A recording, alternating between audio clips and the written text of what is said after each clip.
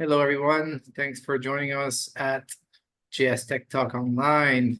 Tonight at GS Tech Talk Online, we have a great topic, community engagement.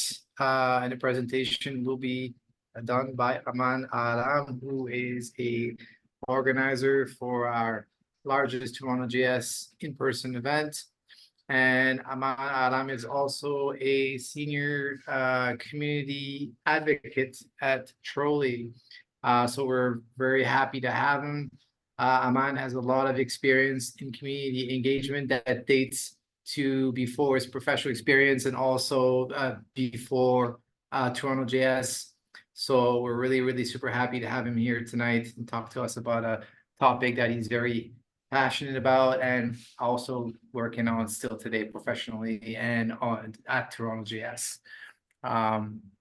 So as usual, we'll be doing a brief introduction of TorontoJS and some of our rules. And we'll also then pass the torch to Aman. And Aman will structure the presentation. There will be a question period at the end. And sometimes we, depending on how long the presentation is, sometimes we have some networking at the end and maybe questions that are off topic. We maybe get an opportunity for that. And then some short closing remarks.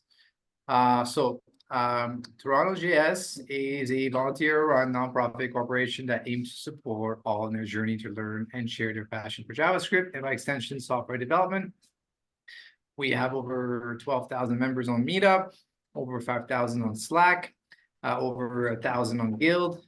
We have 50 volunteers. By the way, we're always looking for new volunteers as moderators for this event, for Marco's coding event, and also for Aman's in-person flagship TorontoJS event. So if you're interested in volunteering for us, you like what we do, please reach out to us and give you, actually, I'll share an email. The email's already there. Sorry about that. You can reach out to sponsor TorontoJS and someone will be in touch with you with current openings. It sounds like I'm on the radio, so I think I'm doing okay. If you're looking for information on more events at TorontoJS, please have a look at guild.host. We have a code of conduct. In summary, be nice to everyone, and you should be okay. If you'd like more information on the code of conduct, feel free to follow this link. If you have any problems, people are doing bad things to you, please feel free to reach out to us, either Marco or me, or not you, Aman, not today. It's not your job. And we will do our best to resolve the situation as quickly as possible. All right, if you'd like to join us on Slack, here's a little thing you can scan. You can also find the links on the TorontoJS website. And now, with no further ado, we're really happy to have Aman. Aman, thanks a lot. Please take the torch and Sure, thank you, Ken. I'm gonna share my screen and start it.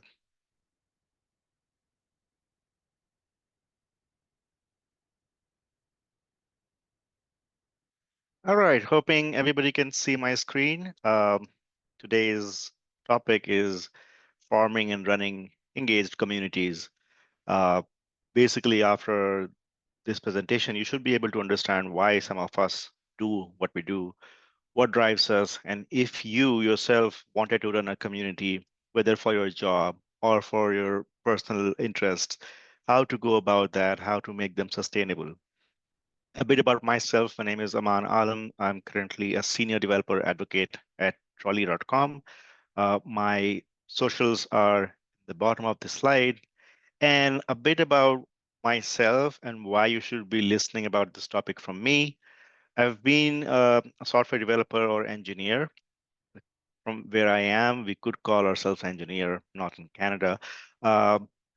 I was educated as one with the master's degree. I've been programming since 2008 and been community organizing since 2011.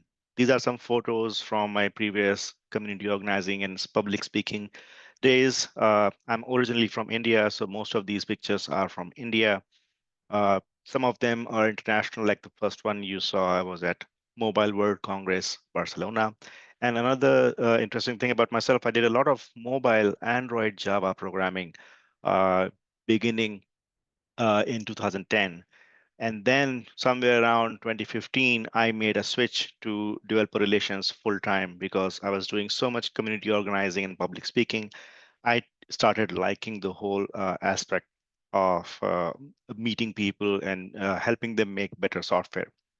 Another cool thing I would say is since I went to school in a country like India, I was also able to have some experience with languages you might not have heard of.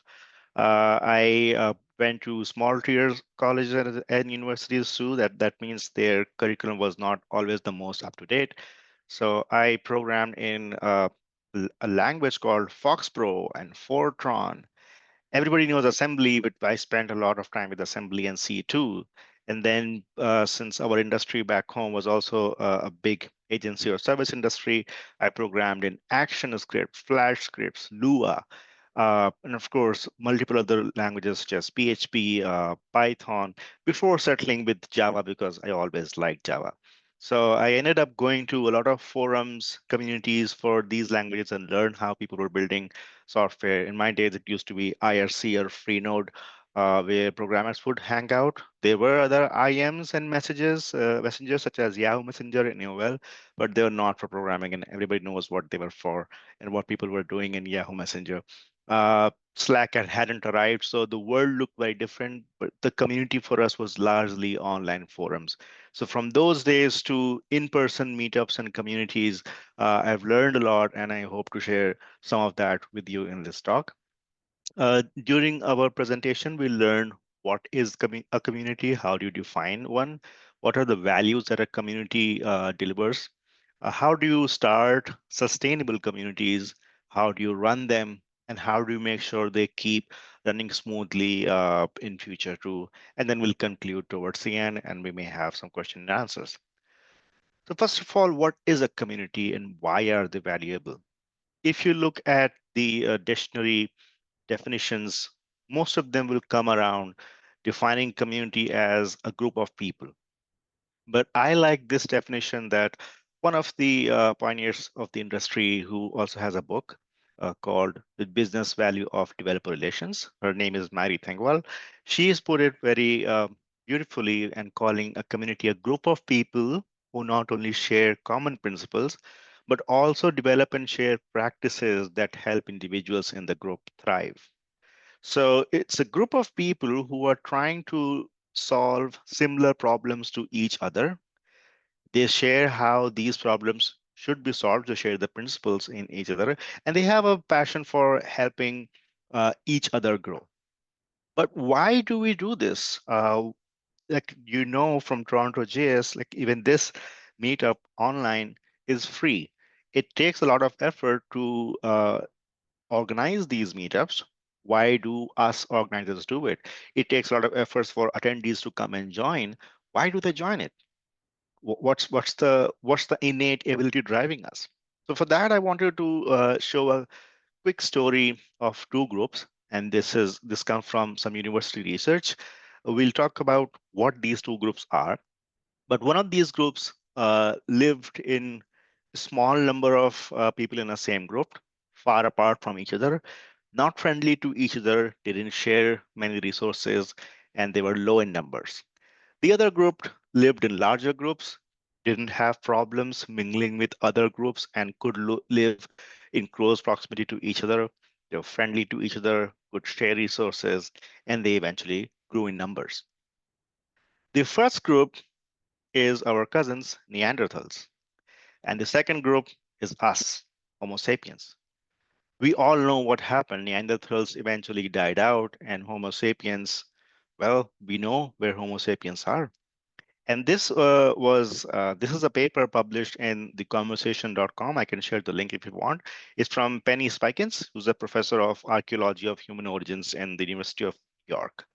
What it says is that the specific traits of Homo sapiens were They could live in larger groups. They could share resources when it was required. They were not hostile to other group of Homo sapiens. They would make friends. They would intermingle, marry, have babies. And because of this innate nature of helping each other, they made sure that if one village ran out of food or there was a natural calamity affecting one village, that village could always ask the other village members to share their food.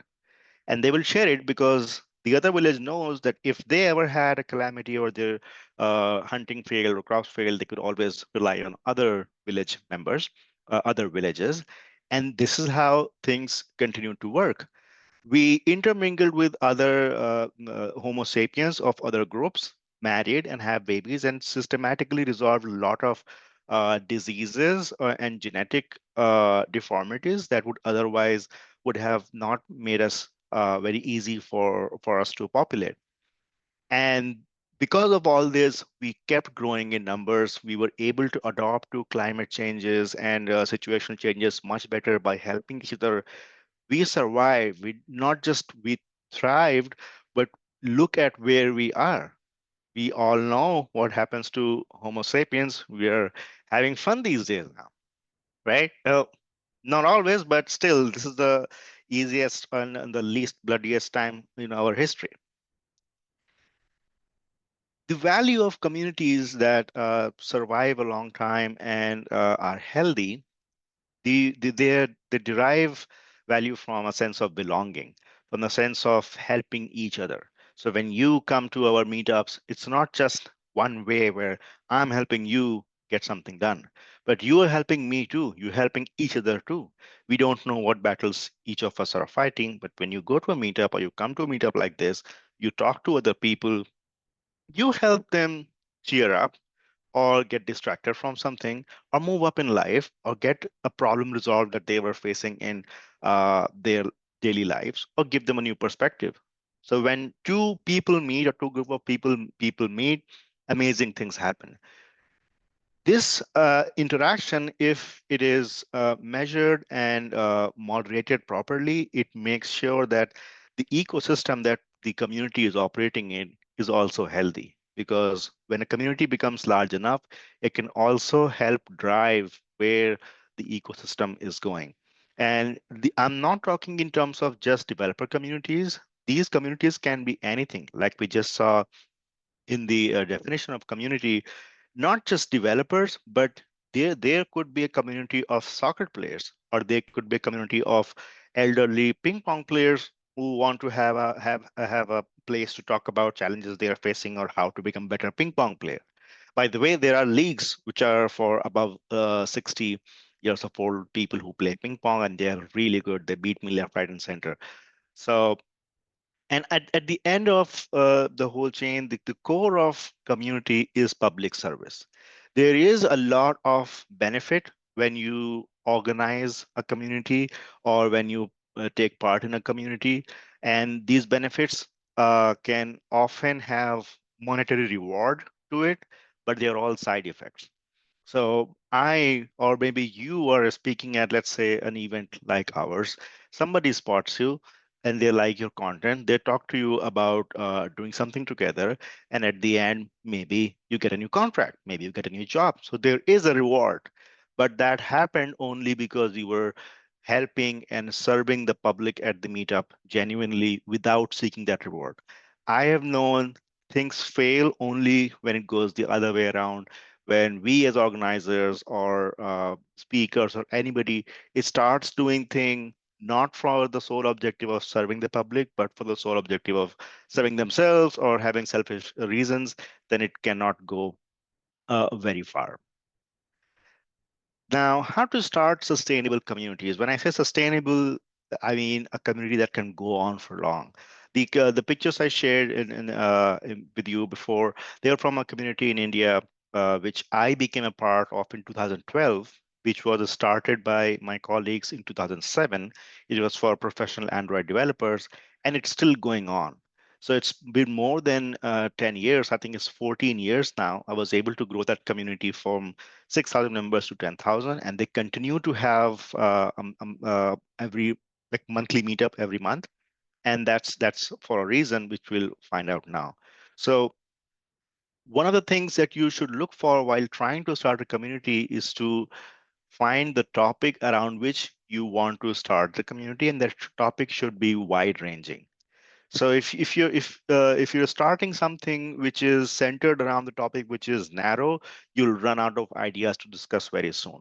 So for example, if you're a developer, and I'm talking about developer because most of us are developers, but if you're starting a community about web performance, for example, that's a good enough topic to keep discussing things about. But if you go too narrow, for example, you want to start a community just for image caching. Image caching is something that you will run out of topics soon enough. And after that happens, you will find it tough to keep community going on. And then you'll have what we call churn. People will stop finding value, they'll move on, they'll become inactive. You should also look for topics around which people or objective around which people are able to gather around. So for example, like we took the example of web performance.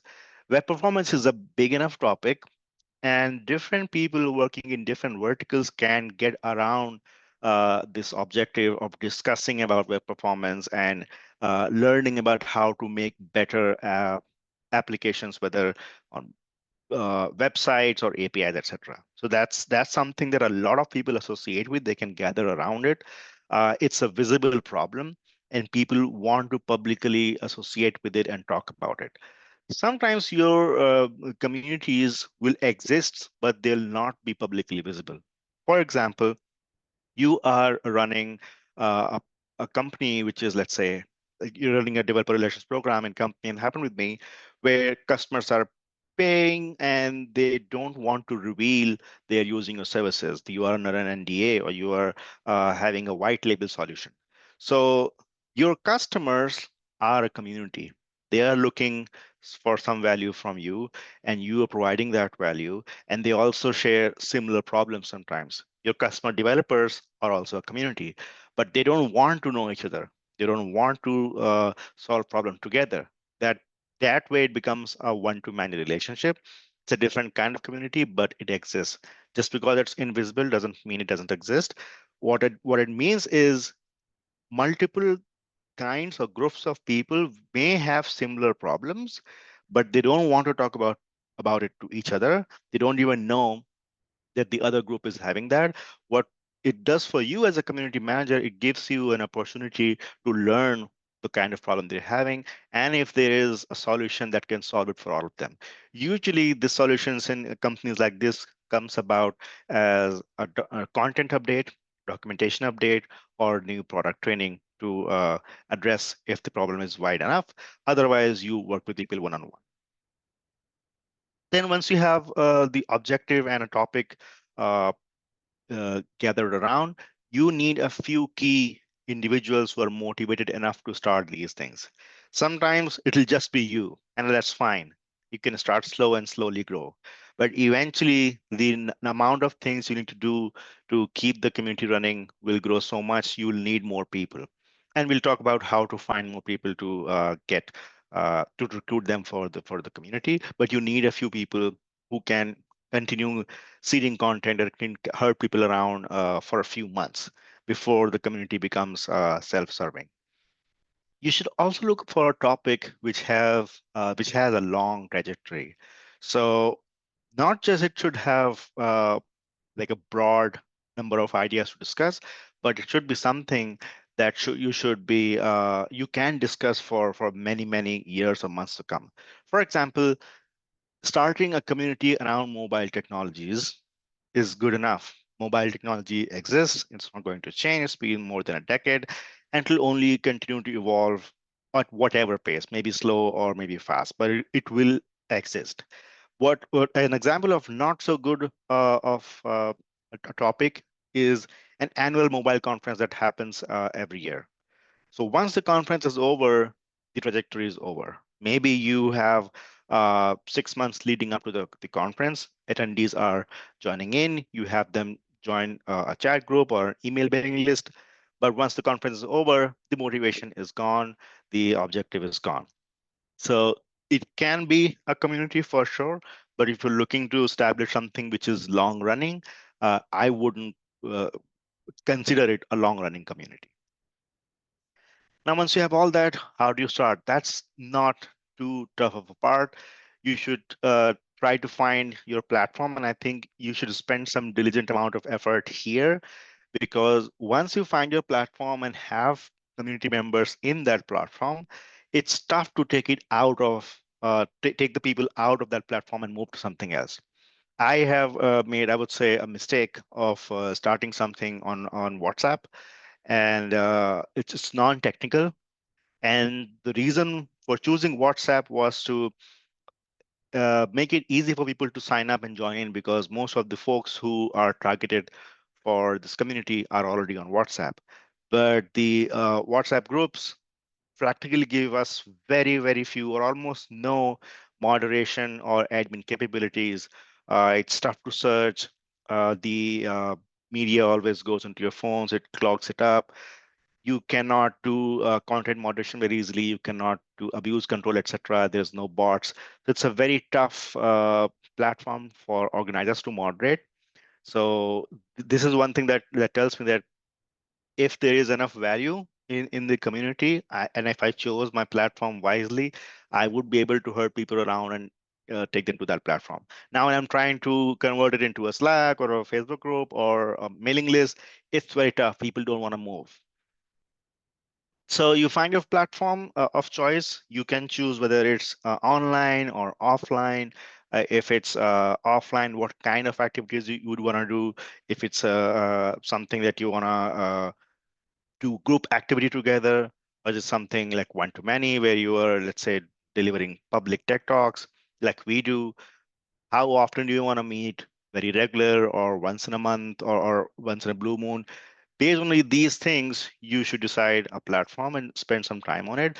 Once you decide your platform, find a group of people who would be willing to become early adopters, and then promote your community to them. You have to, the last two steps, promoting your community, and you seed content where the content that you're posting or putting forward in your community should spark conversations and discussions. You should keep doing these two things very often. So you'll find content, kindle conversations, and promote your community. And you keep doing it in a loop over and over again. Usually, if you're lucky, in 2 to 3 months, you will end up having enough people in your community uh, who will replace your role of seeding and promoting, and they'll start bringing content and conversation themselves. They will start promoting your community with other people that, hey, I found this good community of people. Sometimes they won't even call you community. They'll call you a group, or they'll call you a bunch or whatever. And I think you should join too, because there's so much value to come out from that. So, but for beginning few months, you have to do it yourself. And if you're lucky, it can take 2 3 months. If you're unlucky, it can take up to 6 months. And this generally repeats. So after a certain time, there might be some events which will make your community become very active.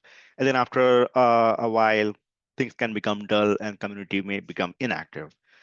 If the community is inactive for too long, that can mean people will eventually start thinking, I don't use this, let's leave. So you should decide from your experience, what is that too long for you? If your community is dormant for too long, maybe it's time to rekindle conversations by doing activities. Uh, your community may require different kinds of activities. For example, talk nights, you can do polling, you can organize games, whatever works for your community. After a while, then your community members will start again engaging on their own, and you can take a backseat again and focus more on content moderation. The next part is how do you run these communities? And one of the first things I want to discuss is moderation. So moderation is where you keep an eye. You don't control, but you just keep an eye on what's being posted, what's being discussed. Is it okay for the community to discuss or continue chatting on it? And a few criteria that you can use is this relevant to our community? Is this respectful, or is this helpful to our members? Friendly banter is okay. People chat all the time, and they should be encouraged to chat, find friends in the community. But if you can dissect it between different channels, that will be great. Sometimes communities have a general channel for general chit chat, and let's say a debugging channel where programmers debug their code. I know a community, I really like it, and they have a politics channel, which is very rare for communities to have, but it's a developer community has a politics channel, and people discuss politics there. I like the fact that they realize politics is one of the things that people want to discuss, but I also like the fact that they have segregated it. And sometimes the discussions there do end up getting very heated up. And then the uh, moderators have to do the task of what the second point says, herding members back to topics. So sometimes the moderators have to say, okay, hey, it's okay to have different opinions, but let's not fight. This is why the community exists. Talk about some programming, blah, blah, blah. So you have to talk about members and talk to members and get them back to topic if they're straying so far away from why you're here. And it's very easy for this to happen when you start talking to people. You can have one idea lead to another and the conversation goes somewhere else. So moderators, whether one or many, they have to be mindful of the fact that the conversation can go haywire once the channel or the community loses the sight of the objective. The members start posting irrelevant stuff too. You'll soon find memes or irrelevant spams or irrelevant promotions making their way into a community if you lose focus. So it's very much like a broken window theory where if there's a beautiful building and one window is broken, it's more likely for vandals or others to break other windows too. But if the building is impeccable, it's clean, and no windows is broken, people will generally shy away from spoiling it. So if your community is very tightly on the objective, allow some banter, allow people to go off topic, but people tend to come back to what the topic is, the spammers will be less likely to be encouraged for posting spam. So one of these things. Another thing that will happen, and I think the best is to assume it will happen, is conflicts. Members will talk, they will run into each other's egos, they will fight. And as a community organizer or moderator, you have to believe this will happen. It's just about time. It's a fool's paradise to believe that, oh, my community members are great, they will never fight. We have so many different moods. Your members have different moods. Who gets on each somebody's toes at what time, we cannot make sure. So if you assume that eventually there will be conflicts, you can be prepared for how to do the resolution of those conflicts. There are so many ways to resolve conflict. You can talk to people individually. You can uh, quiet down or shut down the conversation in that channel for a while if this is a group conflict that's happening. You can use whatever tactics you want to use from the different ways of fighting or resolving conflicts, but just please expect that it will happen. You should be having a code of conduct, like was the first thing that we mentioned over here. The code of conduct will help you figure out and communicate to the members what you do not tolerate. Like we said, banter and going off topic is okay, but code of conduct gives you a baseline of what is not okay, even in banter. You cannot be disrespectful or abusive in case, oh, I was just joking. May not work in other, may work in other communities, not in our community. So you have a code of conduct. You make reporting very easy so that since you cannot always be available as a moderator or community organizer, when other people watch it and watch something happening, they should be able to report to you easily. They should be able to see whether it's a violation of code of conduct or not. And when they report, do take actions as quickly as possible. And if it comes down to it, you should never be afraid to block, ban, or boot people. There is nothing more important than making sure that people in the community feel that they can voice their opinion respectfully, and they can listen to their others' opinions respectfully. So my thoughts, you depending on the context of your community, you may have different code of conduct, but at least have one. So it helps you keep everything on the baseline, keep everything on focus, and you can continue moving in that direction. The other thing that often destroys communities is the leadership's ego coming in the way. So I have noticed a few communities where they started organically, but after a while they became big enough, and the leaders or organizers felt that they own the community. In my opinion, the objective or the topic at hand that you form the community for, that's bigger than the organizer. You or I may have been the founder of the community, but the community will not exist if the people of or the member of the community did not join it. So after a while, once you have kindled the fire successfully, it's the people who the community belongs to, not me and not everybody else. And even after that, the objective is bigger than the community itself.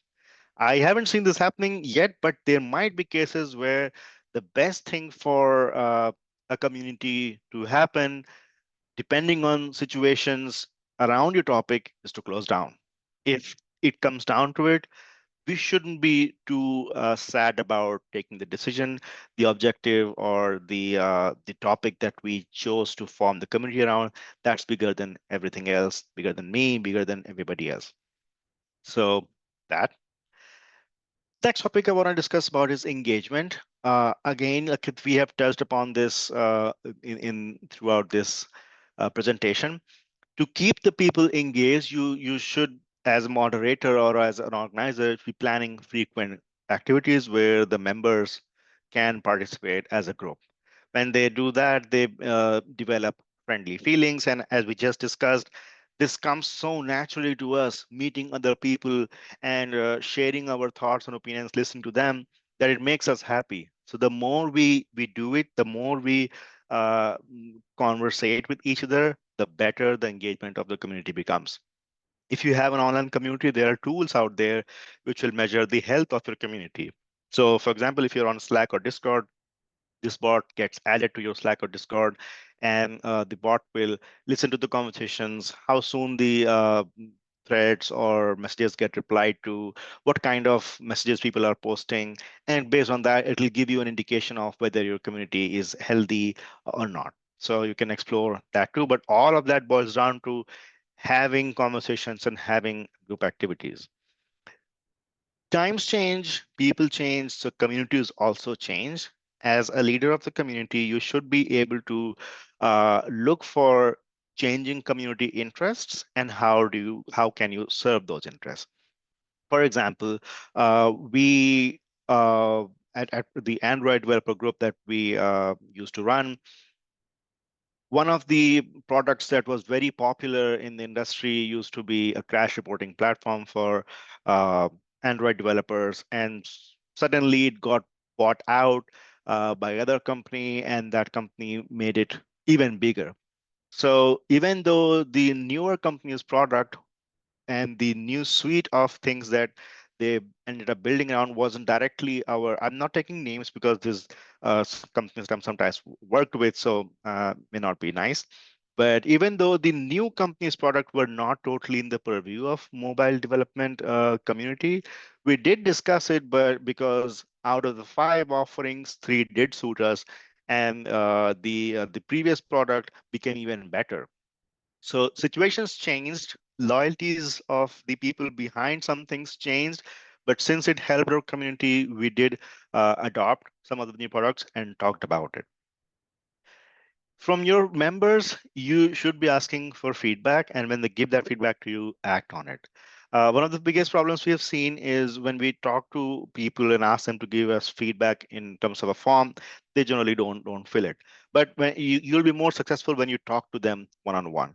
And they may not always give you the answer of what do they like the most or what do they hate the most. But when you talk to them, you understand, you'll be able to pick up on the vibes of what they're liking and what they're not liking.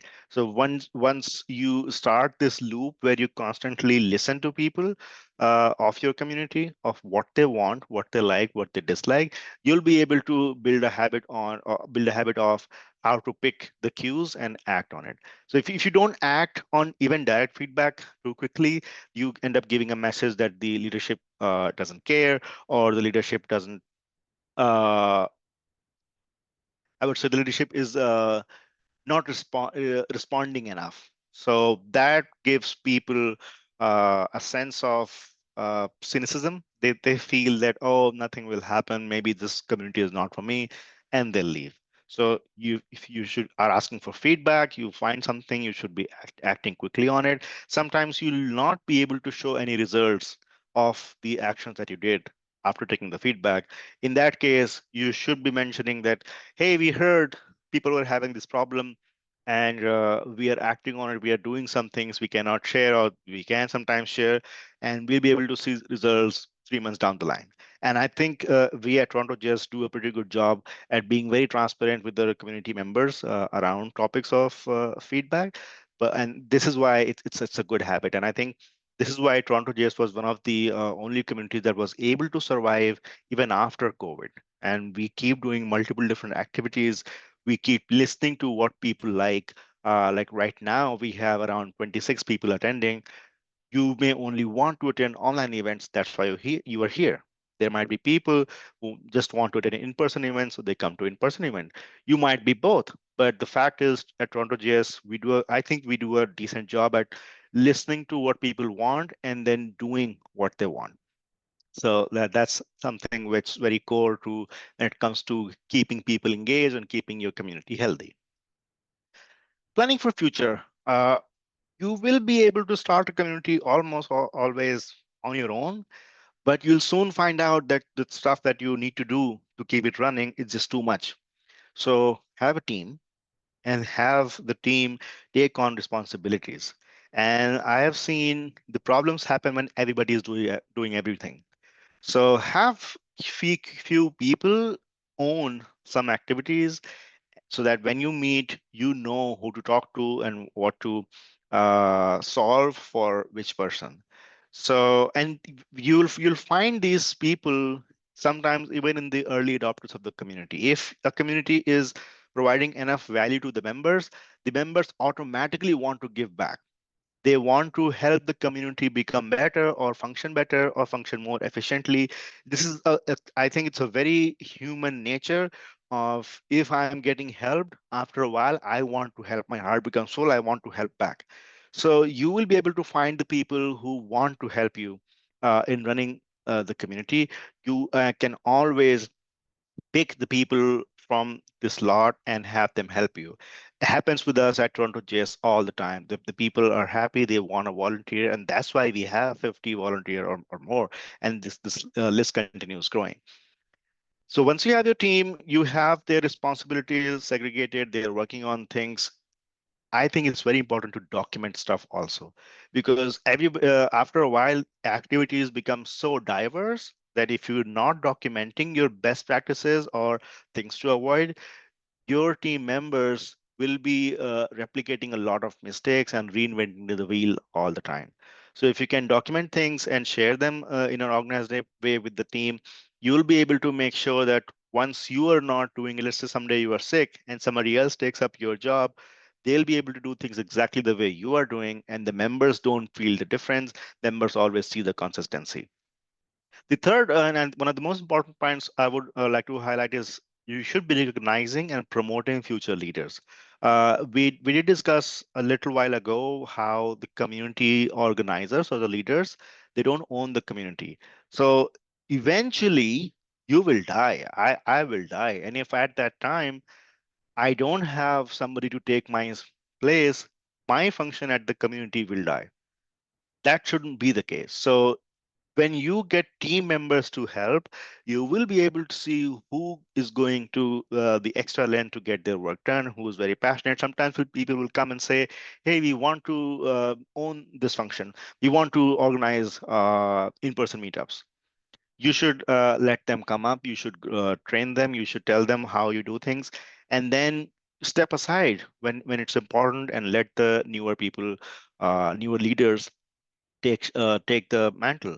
Why it's also important is many times in community, you're looking at a funnel where people who are trying to come to the community meetups or community activities are looking for certain value out of the community, and those values might change when they become, let's say, senior in their life journey.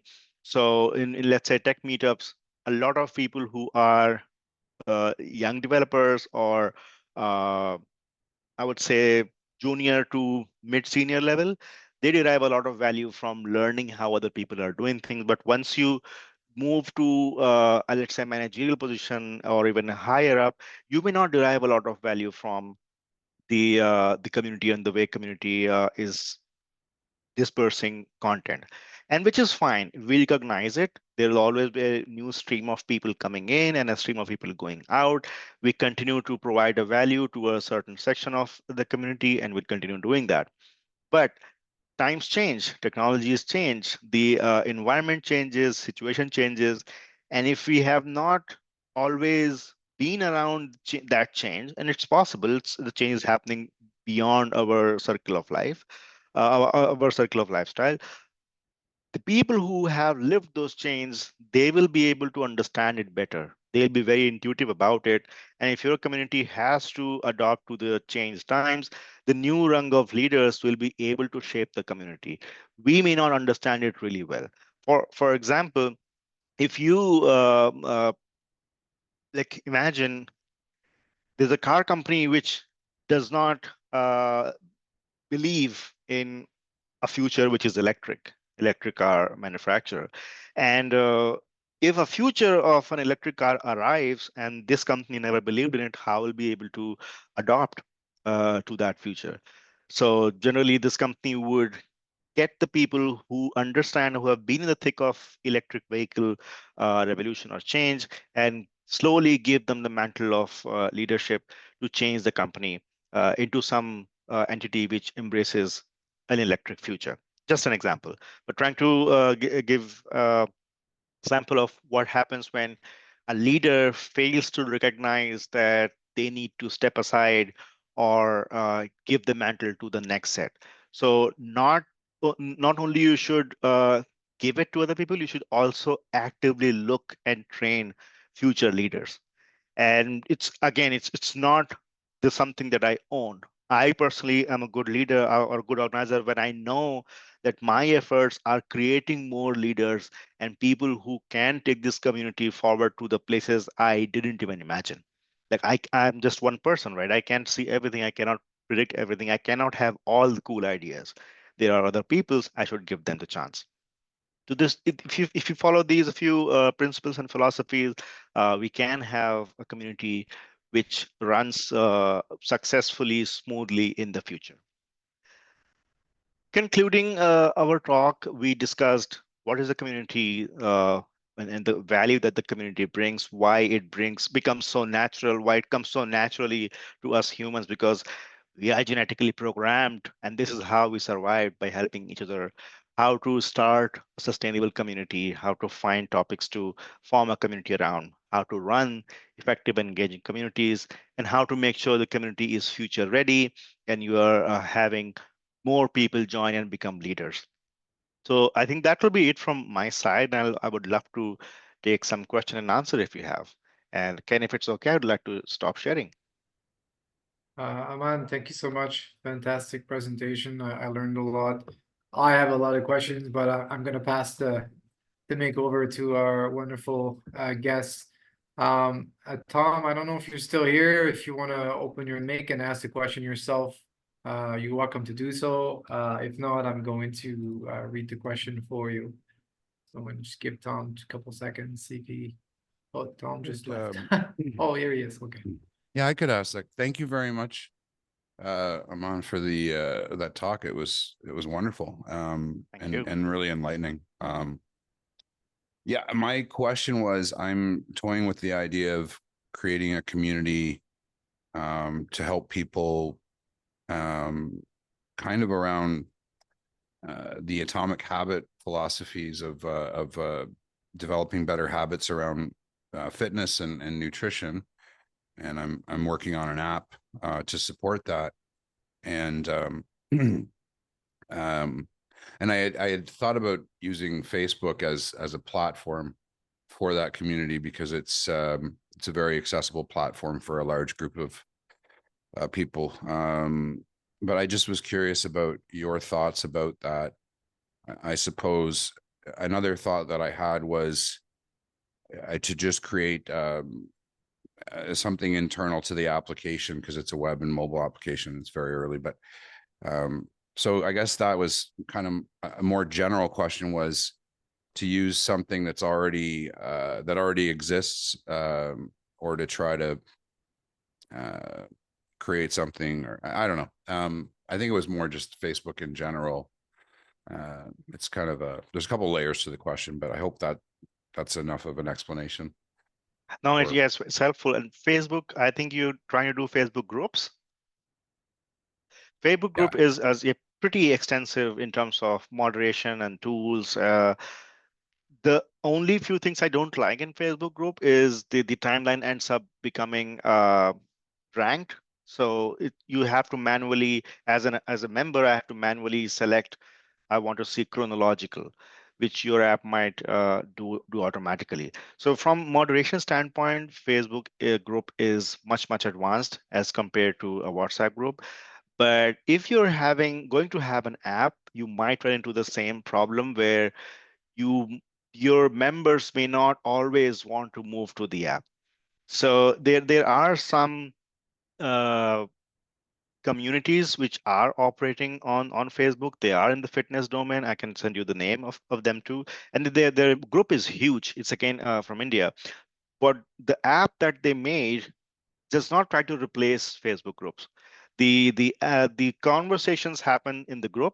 People post their pictures and they ask questions in the group, and the app focuses on the other stuff. For example, how to do calorie tracking. So they both become complementary to each other. But yeah, in terms of moderation tools, it's pretty advanced.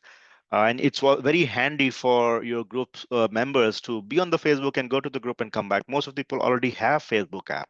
So you don't need to have them install a new app and check out what your community is. So to start with it, great. If you can find a way to keep the community stay on Facebook group and have the app provide other value, that will be great. You may also realize the things that you're trying to do and the UX you're trying to deliver may not always even need an app. It can be done with Facebook.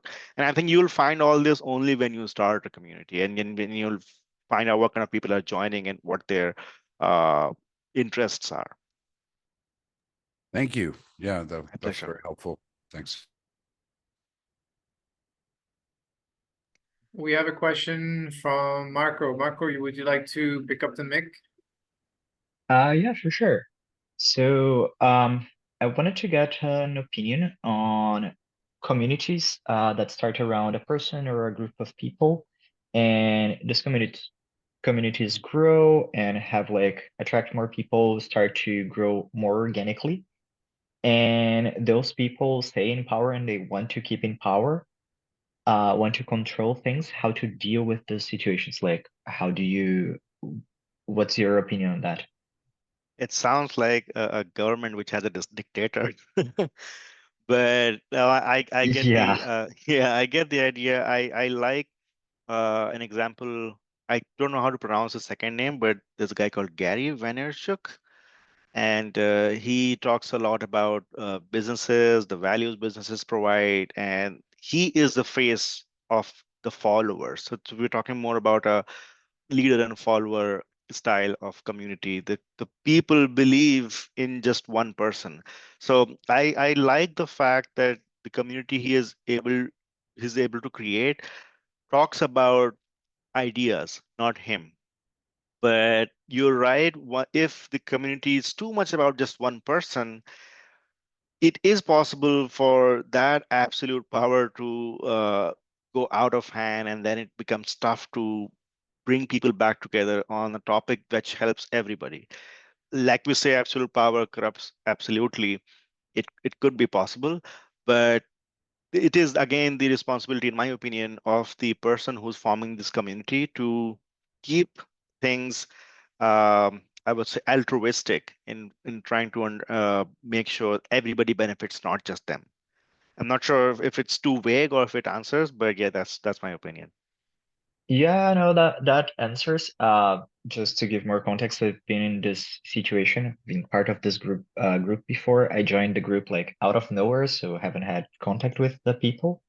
And was this person, they were like the director of the group, and everything had to go through them. So even for like mundane and things like day-to-day decisions, they ended up like going through this person for opinions and things like that. So yeah, I've been there. We luckily at the end of the story we got out from that and the community survived and got to a better place. Mhm. But yeah, What just wanted happened to to the get community though? it's still there running to its full potential now. Like the person was holding it back from growing actually.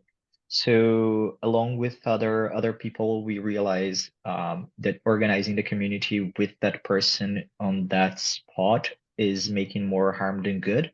So we basically uh, kept the respect for this person. Like they were important, they founded the group and everything, but try to find a way to say, okay, you are respected, we hear your opinion, but we're gonna take other decisions because it's better for the community to move on. Exactly. Like that's definitely not my style, and I don't condone it because after a while, our juices run out. This is very similar to many artists creating, like let's say musicians creating tens and hundreds of songs in their prime, and then suddenly one of the songs is their last. They didn't even know it was their last, and now you don't hear from them, for example. So we tend to run out of our creative juices, and at that point, the community leaders should let other people take charge, because then again it's not my property. If it becomes my property, it dies when I die, or if it dies when my creative juices die. So I would like to create and foster an environment where the community I am organizing or founding keeps having new people who take this community to heights where I couldn't even take them, as long as they're helping everybody involved, they're not doing unethical things. I personally don't like this leadership style. Yeah, agree. Thank you. Thank you. Man, maybe we'll take two more questions and then maybe we can have, if everyone wants to, we can have a short 5-10 minutes chat, Sure. networking. I have one question, and also there's a question from Manvit Teris. I'm really sorry if I'm saying your name wrong. If you want to pick up the mic, you can ask the question yourself. Yeah, sure, Ken. It's Manvinder here. Thank you for the great talk, Aman. So I have a question like which I most often see in in-person events, but it's also like sometimes in online events, right? So when we have networking sessions, so how do you have any tips on how we can make everyone feel involved? Because sometimes what I've seen is in a few places, like so if someone is uh, let's take an example of an in-person event, right? Someone comes by late and people already like kind of have their own groups at the networking session, and people like who are late to the event or people who are not that open or are introvert, they find it really hard to approach people. And especially like sometimes people get kind of territorial. It's not often, but sometimes like, hey, I'm networking over here, please don't disturb me. Like they don't say it, but you kind of get vibes from them. So what are your tips like so to make the whole community feel involved on this? Yeah, it's a good question, and it's a tough problem to solve because again, at any given point of time, let's say if I have 80 members, all of them can have different moods, and because of different circumstances, it can become tough to uh, bring everybody on the same page. You are, let's say, arrived late, and there's a networking session already going on. Not saying you as in you in person, but just as an example. And there's somebody who's already engaged in a group conversation. So once they start getting into the zone and they're speaking, they may not always be able to take you in and uh, include you. And that again comes down to individual styles of communication. What I have seen work really well in breaking the ice is once you have the quorum or everybody assembled, you do some little funny, silly activities. It just brings the temperature of the whole room down. And so, for example, we would gather around like this, like 5 years ago, and then everybody will go one by one and do their favorite superhero steps. So mine was Spider-Man, so I would always do Spider-Man. Somebody would do Iron Man, and somebody would be Wonder Woman. It's all very silly, but it just lets us all have our hair down and become a little more comfortable in our skin. What we are always concerned about, looking good, we are purposely not looking good in a community setting. So I think sometimes these kind of exactly like Tom said, improv classes, the great ideas around it. You break the monotony, you break the seriousness, and somebody who's introvert, somebody who's extrovert can find chances to meet each other on the same level, which is being silly, like the level at being silly, if that makes sense. But yeah, I mean, we haven't received so far a feedback around this at TorontoJS, but I think if we receive enough feedback and I should start talking to more people around this, we could experiment with this. But this has worked really well in the past where introverts were able to open up more because everybody was being like less high temperature than usual. Hope that helps. Yep, it does. So I'm just asking general, like it's not specific to TorontoJS, so just asking in general. Yeah. Thank you. That's all. Yeah. Man, I'd like to ask you a question, and it might be a bit broad. I'm not sure if it's very well articulated, but TorontoJS is in terms of a meetup sort of like organization is huge. And historically, we've had a lot of cells working independently. But what's really amazing about TorontoJS is that you have the opportunities to explore new creative ways of doing things. And so recently we've been experimenting with departments to try to make it easier for organizers to host their events. And so, and as you pointed out, you have it can be a breeding ground for new leaders. And there's opportunities. You can scale a large organization horizontally, vertically, and there's a huge amount of different variations to this. What are your favorites formats? Like, what have you like? I know what have you experimented with in the past outside of TorontoJS, and which were the sort of the organization styles, and also how they were scaled that you liked the most? Well, in my experience, the communities I have organized reached up to like 10,000 member count, 11,000 member count on Meetup, but not every single person is turning up to every event. So the max number of people I have personally hosted is around 200 in the past. And the kind of models that have worked is where we tend to have a flat hierarchy or architecture where one person was taking care of each need or each department, and then they'll have volunteers ad hoc basis to get the stuff done. This made sure we are lean, the point of contacts are fewer, and we're able to execute much faster.